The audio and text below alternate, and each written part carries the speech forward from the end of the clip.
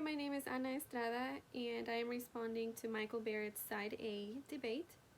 He makes really good points about it being necessary for the U.S. to intervene in certain scenarios, and he gave the example of helping the Bahamas by providing military aid and to help them to get back on their feet.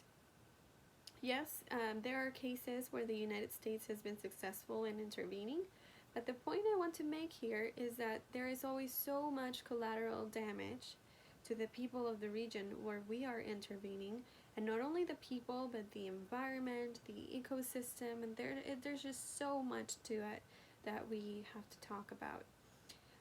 I believe that it is all a balance. He also gave the example of Japan and how we helped them, or the US helped them after the war. Yes, it is true that we gave them aid after we became allies with Japan, even after Hiroshima and Nagasaki. But how much bombing, how much killing, and how many years of radiation exposure did it take for us to find peace? We have to weigh our pros and cons here. I don't think that finding peace justifies the mass killing of all of these people. Imagine what these innocent people went through. Imagine the damage to the wildlife, to the ecosystems, the decrease of natural resources, and the contamination it caused. Because, yes, we can go into a country, bomb it, and then find peace. But what's going to happen to everybody else who is there? What's going to happen to pregnant women who were probably their kids were born with birth defects because of the radiation, or just things that were passed on genetically?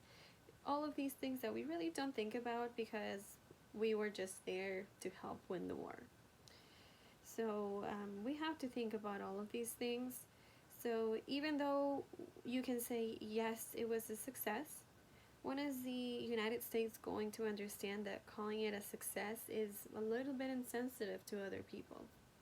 These are people we're talking about here. And what if it was all the other way around? Would we think the same way? Would we see it as a successful intervention, or would we still be suffering from all of that collateral damage? There is an article, it's called If the Atomic Bomb Had Not Been Used by Carl Compton. He showed a really good fact there. It said at Hiroshima, the atomic bomb killed about 80,000 people. It pulverized about 5 square miles, and it wrecked an additional 10 square miles of the city, with decreasing damage out to 7 or 8 miles from the center. At Nagasaki, the fatal casualties were 45,000 people, and the area wrecked was considerably smaller than at Hiroshima because of the configuration of the city. But all of these people that died, and not just from Hiroshima and Nagasaki, but all of the military people that we kept sending to, that is super important for us to think about too. He also makes the point that if the United States did not intervene in the world, that we would lose power in the world, that it is not likely for another power to help out the world, and that might be true. They might not do that if it's not us, or if it's not the United States. But the question here is, should we let these countries deal with their own conflict? Why do we always feel the need to intervene and fix the world's problem? Do we only intervene in places where it's convenient? And that backs up the example that he gives about the U.S. intervention in Korea, and how the U.S. being there is stopping North Korea from invading South Korea. Well, to me that sounds like it might be a little convenient for us to be there.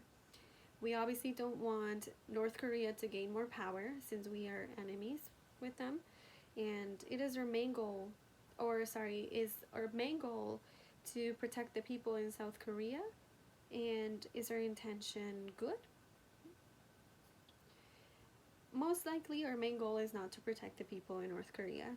I think our goal here is to control the status, or to keep the status of the United States, and we keep justifying it by saying that we are keeping peace. If the US intervening gives us a stronghold in the world. There are other countries that do not have to do that, and they have a strong power in the world too. He mentions in his debate video that we do our very best to make sure all of these countries grow. We've learned in past lectures that there have been times where the US has supported dictators in Latin America because of convenience, so it is not always for the country's growth or for the good of the people, but sometimes, it could be because it's convenient for us to be in a certain place or to support a certain president, dictator, whatever it is, military.